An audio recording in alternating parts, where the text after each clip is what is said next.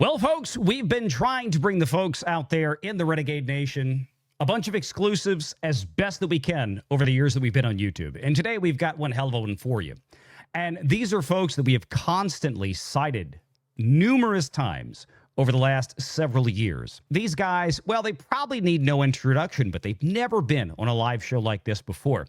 And they have written for so many outlets, 11, 12 outlets over many, many years. And frankly, I think they're probably one of the Walt Disney Company's worst nightmares when it comes to accurate journalism, really peeling back the layers of the onion in the case of Disney to expose what's really going on beneath the surface. They've written for The Times. They've written for The Guardian, The Daily Mail, quite a few, and especially everybody out there knows them from Forbes magazine. I'm talking about the dynamic duo of Christian Sylt and Caroline Reid. Welcome aboard, guys. How are y'all doing? All good. Fine, thank you. Pleasure to be on. Yes, it's great. At last, right? Yeah. I know this has been a long time coming, and I'm so glad that y'all are here. I have a tremendous amount of respect for the work that you guys have pulled off over the last many, many years out there from a number of publications, and the list is extensive beyond belief. And, you know, I'm glad we got to do this today. I know Caroline couldn't hang out all the way till the live show because of the time element. And right, you've got some, for those of y'all who don't, well, a lot of y'all do know, because I know Caroline has talked about this publicly on X, but you guys are out in Dubai. So it's a slight time variance here from the States. I don't know. I think it must be about 8 or 9 hours ahead of you, something like that. Just about. It's about a little before 4 p.m. Sunday afternoon here Central. Okay. I know you guys are pushing midnight over there, so thank you so much. We're Monday here, yeah. Yeah, exactly. It's nearly 1 hour. Yes, and I'm so glad. And look, let me tell you all this. We need to try to figure out a good time, even if during a weekday or on a weekend, and we will do a special Renegade Nation show here for you guys at a time that is more amenable for y'all. I'm going to let y'all go into it because you guys have spent years tearing down a lot of the barriers that most people will never see past in the world of cinematic production, especially with major studios. Y'all had a great story earlier this week. We covered actually on the Wednesday show. Sure. Disney's $2.2 billion of taxpayer assistance from the UK alone. I mean, not even Georgia, not California, not Texas, not here down where I'm at in Louisiana and New Orleans, which also has a very generous tax credit pool for a state our size. Yeah, $2.2 billion from the UK alone. You know, maybe we could have had a conversation 5 or 6 years ago where Disney was really making the best of that. But certainly since the end of COVID, the reopening of theaters in 2021, Marvel phases 4 and 5, and then we can throw in things like Snow White and everything else. I feel like this has just been money wasted on the Walt Disney part. So walk us through this. How did you get started in this endeavor? We've been covering the theme park industry for pretty much 20 years, 25 years or so. But the movie industry only since about 2010, 2011. I mean, a little bit before that, but not as intensively as since then. And it all started as a complete coincidence, a sheer coincidence. So where we used to live in London, they were filming, and I think it must have been 2011, 2012, the Thor 2 film. Thor Dark World. Yeah, that's right, the Dark World. But the production name, and as you know, I mean, when you film a film in the UK, they'll set up. Generally, the studios will set up a production company, and the production company in the case of Thor 2, I believe, was Asgard Productions 2, and obviously Asgard being Thor. But each film, and we very rarely mention this in articles for the papers or magazines or online Forbes, etc. But I mean, it just gets too Byzantine, too complex. But in addition to the company name, there will also be like a internal production name given to the production, like a code name. Kind of code name. Yeah. So you've got the production company that has its own name. Then you've got the actual name of the film, and then you've got this, as Caroline said, this like code name. Now, in the case of Thor 2, It was called Thursday Morning, Mourning, and that was a play on the fact that his mother dies in the film and all of that. So anyway, where we used to live in London, all of a sudden one day we got through the letterbox, I think it was. Yeah. Some letter saying, really cryptic. It was almost like nowadays you would think it was like a Nigerian spam letter or something, you know, something like really like, what the hell is this? And it was basically like, it was headed up. It looked as fake as can be. It was headed up like Thursday morning, big letters at the top. And it was like, we will be sending helicopters over your house. We're going to be like building, I think it literally said like a bomb site opposite. And we're like, what the hell is this? Yeah. And we thought, this must be something. This is something expensive. If they're sending helicopters around and informing. So we thought, what film could they be filming at the minute? It was the only thing that we realised it was a film. I think is I believe at the bottom in very very very fine print it said something like Marvel Productions. I was like, what? Like, what is going on here? So I think we started It was a Nigerian prince, though, Christian. It was a Nigerian prince. You realize it was they were reaching out to the UK and they were saying, hey, look, if you send me 50 million pounds, I will send you $500 million in return. Exactly. That's so you're not far off.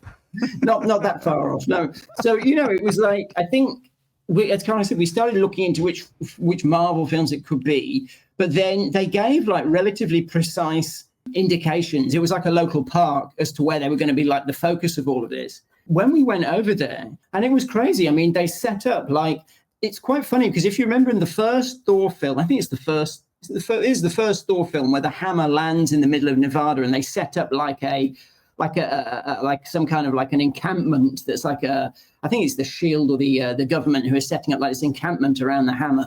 And the funny thing is that when they were filming the second film, they set up like this crazy encampment that must have had like hundreds of tents, you know, hundreds and hundreds of people in it in the middle of this park, which was like completely mad. But then the strangest of things is that because they could only contain part of it, they like the public areas where there's like right of way, they were like, and we've still got photos of them somewhere. They were like these full size like London taxis that had been like sawn in half. All the windows had been removed. The windows had been replaced with like some kind of jelly type substance that I guess it was so that you could like punch through it and it wouldn't cut you. It was like transparent. And the funny thing is that all of these vehicles and, you know, kind of like cracked pavement, etc., were just like everywhere, all over like the public right of way. So like we walked past them, had photos taken with them, couldn't work out what the hell this was all about. And it was through doing research into this that I can't remember how this was, but we connected the Thursday Morning code name with the Asgard Productions company and then started hunting around. Back then, I mean, I'm not even sure if it was all online. I think you had to go to a booth in central London to kind of like look through physical files. It was a long, long time ago. So we started working through that, found out the film was tied to an actual physical company in the UK that was filing financial statements. And from then we started looking through the financial statements, working out how the tax, back then it was just a pure tax reimbursement. Yeah. Then it ultimately became a cash reimbursement. And, you know, we found the amount they were getting from the tax reimbursement, the costs of the movie, the headcount in terms of the number of people they were employing, the amount each staff member was being paid. And, you know, it was from there that it really was like, as you said earlier, peeling back the layers of the onion, because since then we must be well over 1,000, 2,000 different company accounts, at least, way more than that probably. I mean, so yeah, it was basically through receiving this bizarre letter in the post about Thursday Morning, which just seemed about as spammy and fake as you can get. Yeah, you know what? You're right. And we've all learned over the years, and my 5 years on YouTube and my over 20 years as a financial planner, an investment advisor, a financial advisor here in the United States. You know, I've watched and covered earnings calls. Obviously, we've done Disney here on the main channel on Valiant Renegade for the last 4 years or so. You know, we've expanded that to places like Warner Brothers and Netflix and Paramount, Comcast, Universal Studios, and things like NBC, because it's fascinating to see how they do this. And there's some companies out there that will give us the nitty gritty. Paramount, I've always said, I really like the way Paramount has reported, and I hope that the Ellison clan will continue this, because Paramount was the only major Hollywood company that would actually give us a line item in their quarterly earnings reports that showed actual theatrical distribution revenue by itself. Like Disney never did that. Disney would always bury, like if you watch Disney's earnings calls, Disney would always bury theatrical inside of content and licensing. Yeah. And the reason that that's important is because they can bury, especially in the last 5 years, these massive losses that Disney has had theatrically. They bury it inside of this amalgamous blob of nonsense. And the reason I say nonsense, guys, is because I don't know if y'all know this, but when Disney reports content and licensing, that also includes money that Disney pays itself. So what I mean by that is, so for example, if Disney has in the theme parks, guys, they have Snow White, they have Merida, they have Sleeping Beauty, they have Little Mermaid, we can go on down the list of Disney princesses, right? Think of all the IPs that Disney has in the theme parks in Orlando and California. Forget the rest of the world. Those theme parks, the theme park division, and I mean, this is nothing illegal in the U.S. This is kind of standard business practice, but Disney doesn't really let the cat out the bag in the limelight. But they actually write a check every quarter back to content and licensing for their own theme parks using this. So they can have a quarter of complete theatrical bombs out there, like Captain America Brave New World. Like Snow White, good Lord, $300 million loss by my estimates some time ago. You can have movies like that. You can have Ilio and all this crap in there, and they'll still show a modest profit, maybe a small loss, a modest profit, or even a decent profit, a few $100 million. But what people don't realize is that is being overwhelmingly bolstered by what Josh D'Amaro's wing of Disney, theme parks, is writing a check back for internal licensing to its own company, back to the studios for this. And in addition to that, of course, it also includes whatever they may be third-party licensing out. So again, Disney hides things, right? And that's been the biggest pain in the butt in the world. and one of the other big things that they hide in terms of how they report, we've complained about it for years. I know you guys know this as well, but I'm going to say this again for the audience's standpoint. Direct to consumer.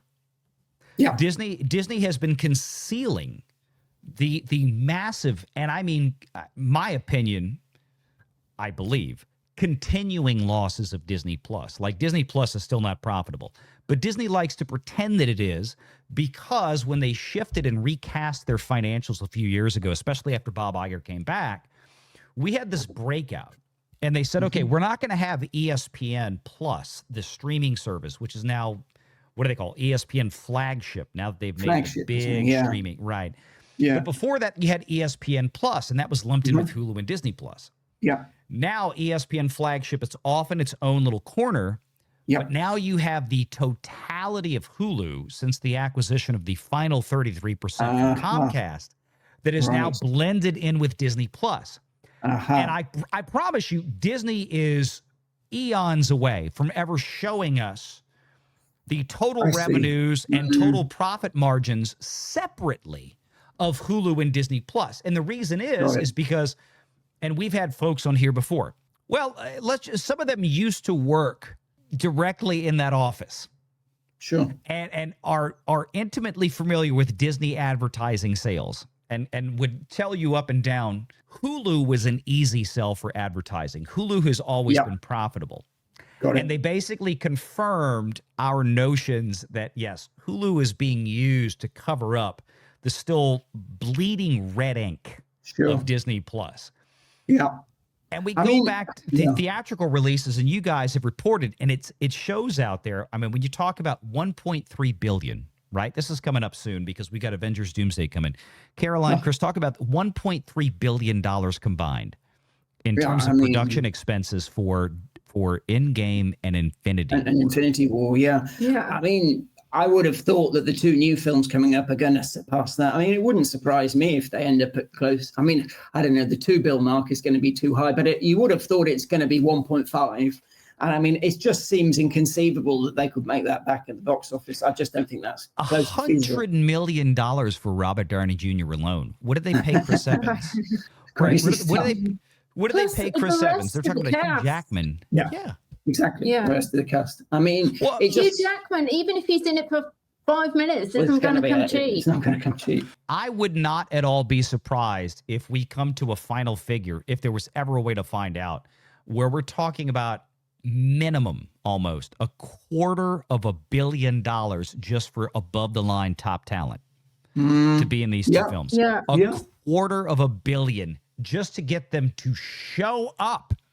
Yeah. And I mean, I think the risk is just gigantic because we don't have the lead in the runway that Infinity War had in terms of there being a necessity to watch the previous films. It's the exact opposite. You know, there's been obviously a number of the recent films have been hugely disappointing at the box office. Yeah, I mean, it's unthinkable that they could make anywhere near as much as Endgame and Infinity War did. I mean, Marvel films are down in box office. Box office is down in general. There's not been any build-up to Doctor Doom. We've seen 2 minutes, not even 2 minutes, 20 seconds of him at the end of Fantastic Four, films that not many people saw.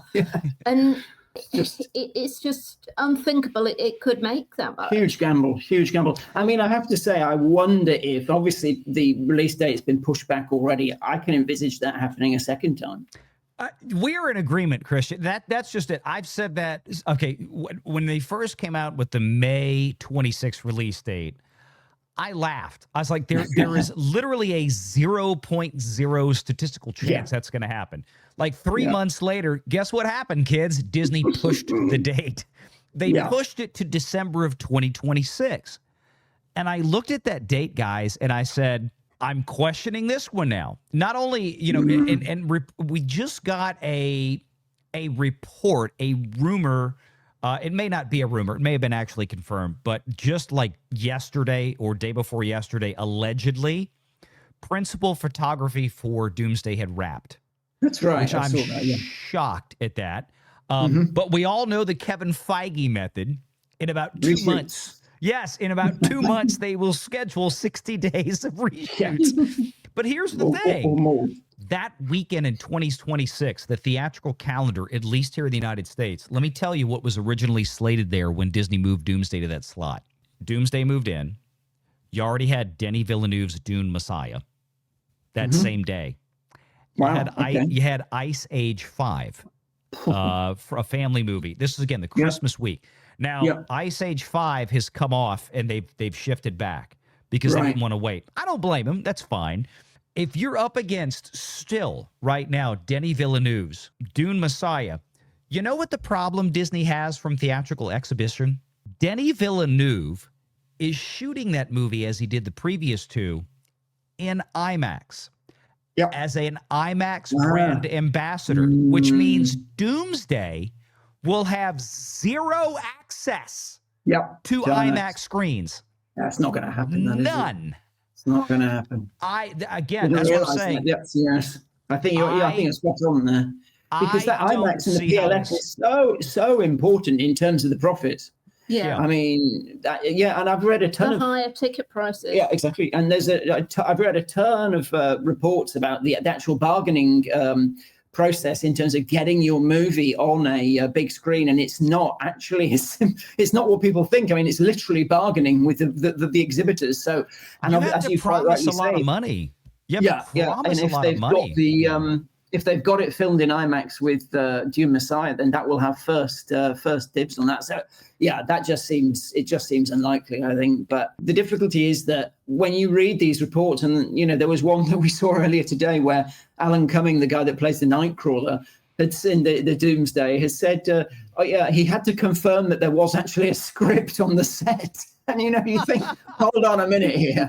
Well, they hired a writer 8 weeks into principal photography. I don't think they realize that actually these kind of reports don't actually look positive or credible. I mean, the bottom line is if that film makes a whopping loss, and I know it's an if, but hey, okay, when, but maybe an if, let's say, if it makes a whopping loss, I mean, people will come back and say, look, the actors had to confirm that we had a script. I mean, that's just doesn't seem a credible way of going about it to me anyway. We've seen this habitual, terrible production method with Marvel, but I think it's funny because, again, all of this kind of goes together. I'm not trying to shift gears this hard. No F1 puns intended here, but, you know, Kathleen Kennedy, Star Wars, yeah, it's no different. There is at Disney, I feel like, and especially because of the outstanding reporting that you two have done for so many publications over the last several years, that it has become readily apparent that the Walt Disney Company has a serious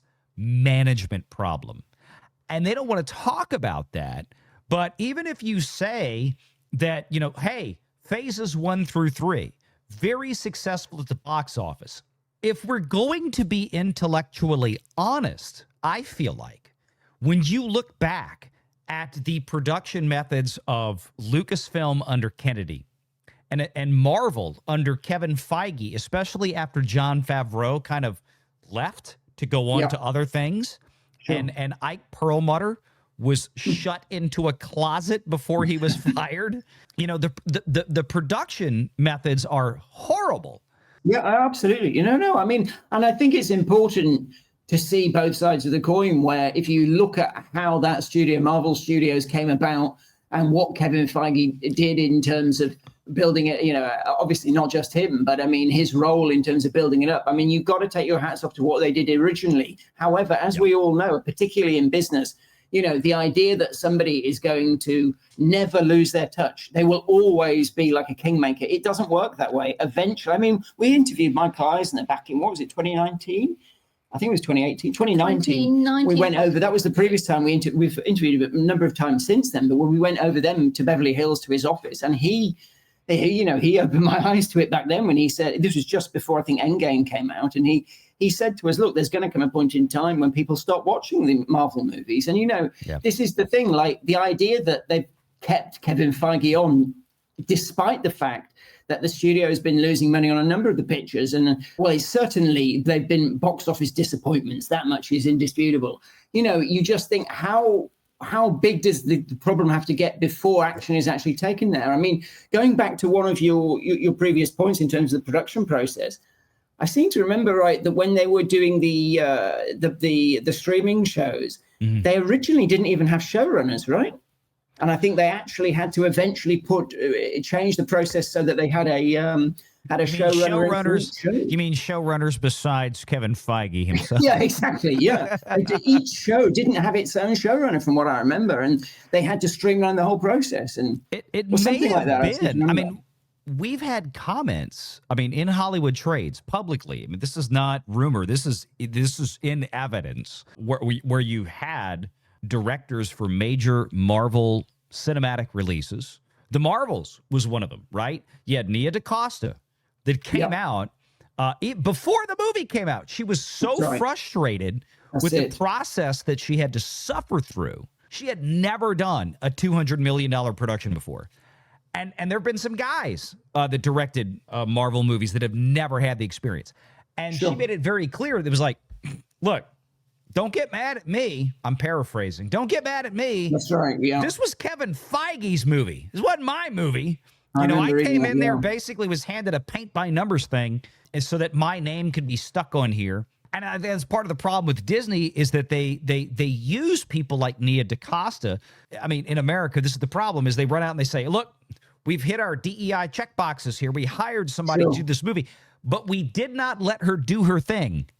You know, this was still the white guy's movie. This was still Kevin Feige's movie. No, I mean, I think absolutely. I remember reading those interviews with her, and they were pretty eye-opening. I mean, to the extent that I think that was damage limitation from her side, wasn't it? Because it was before the picture came out, and I think essentially she was forewarning the audiences that it might not be what they were expecting in terms of being a picture that was going to be a success, from what I remember.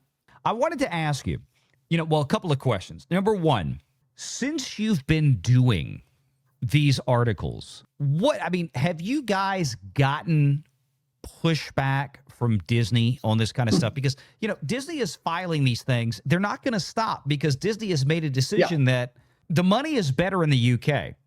Yep. Y'all did the story the other day, the $2.2 billion Disney has collected. The money's better in the UK. We got to make public filings. It's all going to come out. But by the time it does, you know, theoretically, we'll be so far past the release of these films that they feel like it won't be that big a deal because you know, we'll be able to go out right after something like Fantastic Four comes out this quarter. Disney's next earnings call is in November. They'll be able to go out and say, well, it was one of the biggest things of the summer. You know, it's like, no, it was the seventh or eighth biggest thing of the summer. Now it's the eighth biggest thing after Demon Slayer. Have you guys gotten a lot of pushback from this? Generally, it's, I mean, we give Disney, Disney whenever we're doing, especially for the papers, but I mean, also, you know, for all the outlets, the opportunity to comment in advance. But I mean, you know, they rarely do. And that's been the case right back since the beginning, since 2012, really. I mean, it's very difficult for them because these earnings releases that they file in the UK, or at least the financial statements, they're in a bit of a void because obviously it's a public company, as you quite rightly said, you know, earlier, filing a lot of financial information in the States in a certain way that it wants to file it. So it's not helpful for the company to be forced to file more detailed, in fact, financial information in a foreign country and not be in a position where it can be, let's say, written in such a way that it doesn't have to disclose the detail it discloses. It has to, the way that the information is presented in the UK is very blunt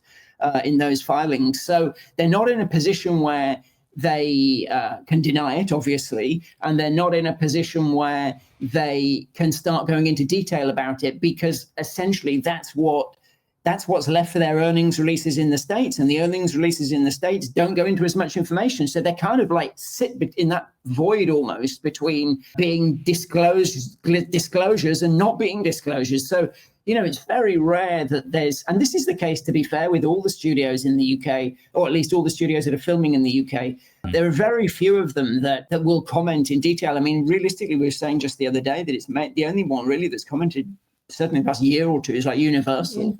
And Universal was only commenting on I would call it a niche point it was about job employment. Well, it was about the employment numbers, from what I remember. Yeah.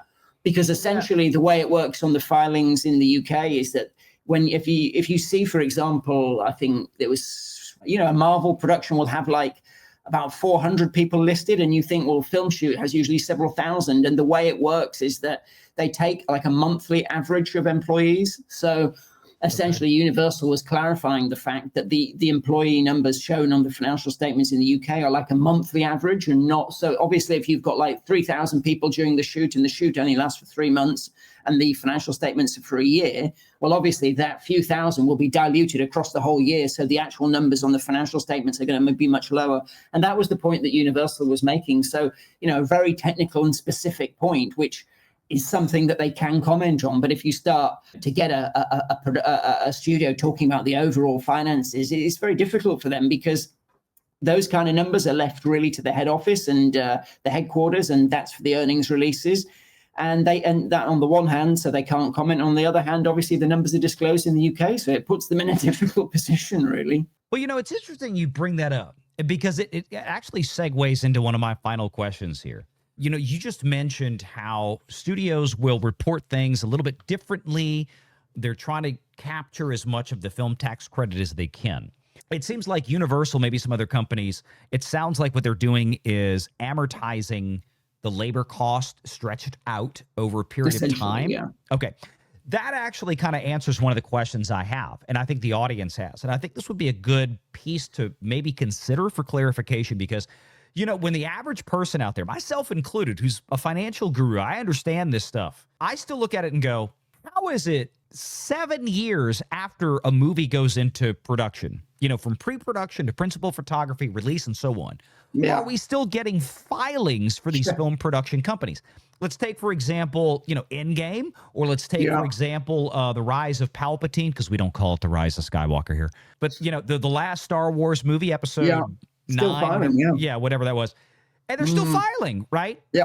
And it suddenly hit me. I suspect what's going. Clearly, there's not ongoing expenses coming in year after year after. Maybe there is a little bit here or there administratively, but it sounds like what's happening is that these costs are getting stretched out and amortized over 5 or 6 years, because just like in California, Georgia, Louisiana, Texas, we can go on down the line. I'm sure the UK is the same thing. There was a limited pool of available film tax credit each and every single year. Yeah. I mean, I think in the UK, I think it's slightly different, because I don't think there's a limit to how much can be paid out. But it's what is interesting, let's say, is that as these ongoing expenses, whatever they may be, are incurred, they also come with a reimbursement. So there's no question that what you're saying has, there's definitely a...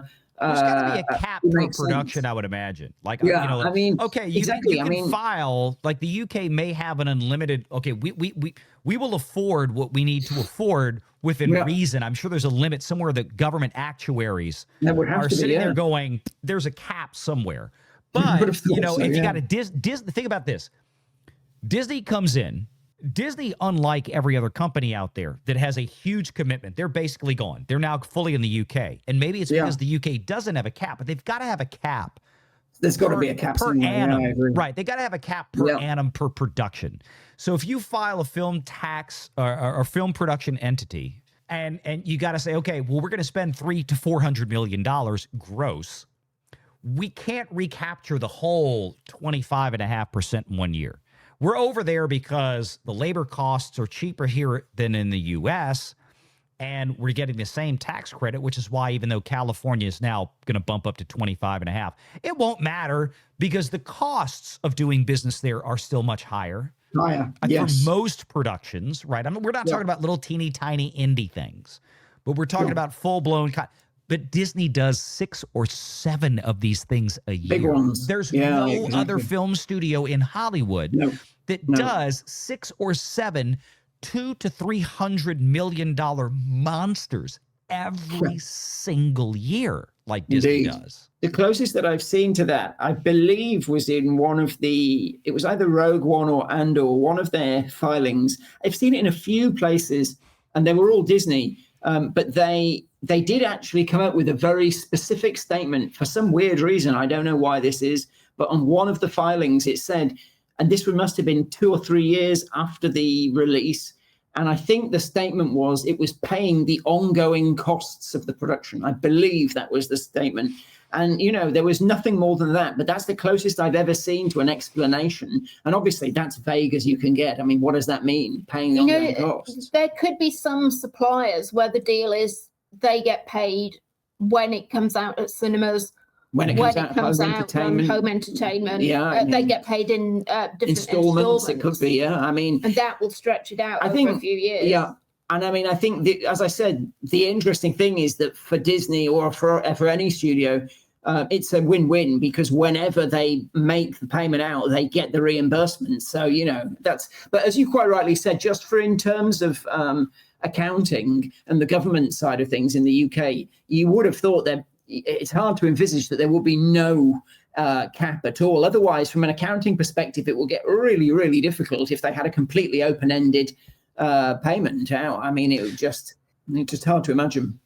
It's fascinating to me to see what you guys come up with. The fact that y'all are able to figure out these production entities, what they are, what movies they relate to, and it's really broken the mold. It has cast a new light on things, because movie studios and companies can come out there and throw out any numbers they want. Well, this was our production budget, and people will argue with you online.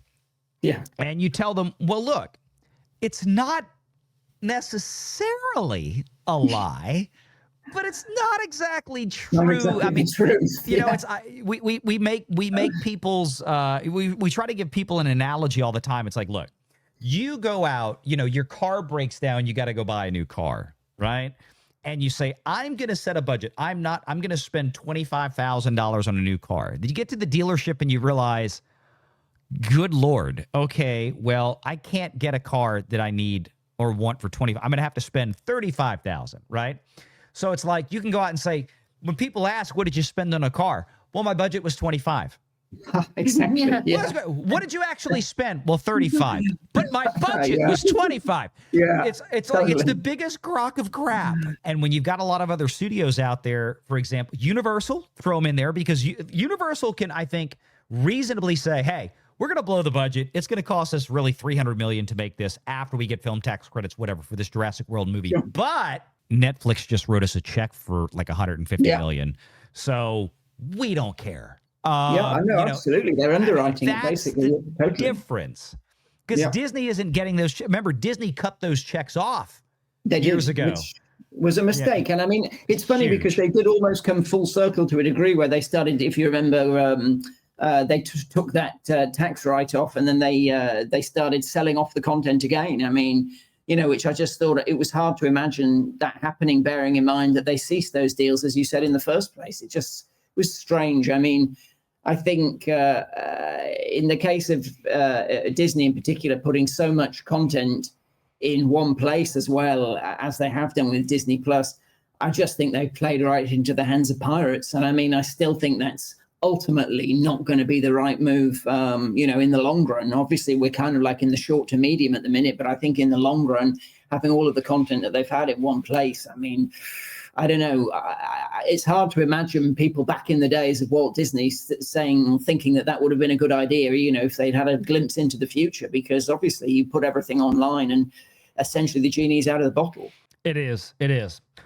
Guys, thanks for spending the time here. What have y'all got coming up? Anything y'all want to tease for the audience here? Any good stories here?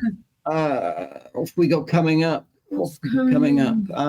Yeah, we've got a few good stories coming up about local, but it's mainly on the theme park side about some local developments over here, but could have kind of like an international dimension to them. Because obviously, with Disney, Abu Dhabi is a very big thing. Very, very big, particularly for Forbes, for some of the UK papers as well that have international distribution. That's a big, big deal. So there's much more news to be had coming up on Abu Dhabi, and then some of the other parks over here are making waves. Well, guys, thanks for being here. Really appreciate this. I know this was a long time coming, and very, very grateful for you to spend your time doing this for us. I know this audience is really going to appreciate this. There are a lot of big fans out there in this audience, and our friends and neighbors out there on YouTube, from Geeks and Gamers and Nerdrotic, Critical Drinker, all these guys. I mean, they cite your articles constantly. No, it's great. You've built up a fantastic community, and we really admire what you do. Yeah, thank you for asking us on. Oh, no. Glad to have y'all here. Thank you so much. Appreciate it. And guys and girls out there, make sure you check out all the stuff that these two do. We'll leave some links to their recent articles here in the description of this video. Make sure you check that out below. And hopefully get you guys back on here soon together for a live show again. Great stuff. Right. All right. Thanks very much. Take care.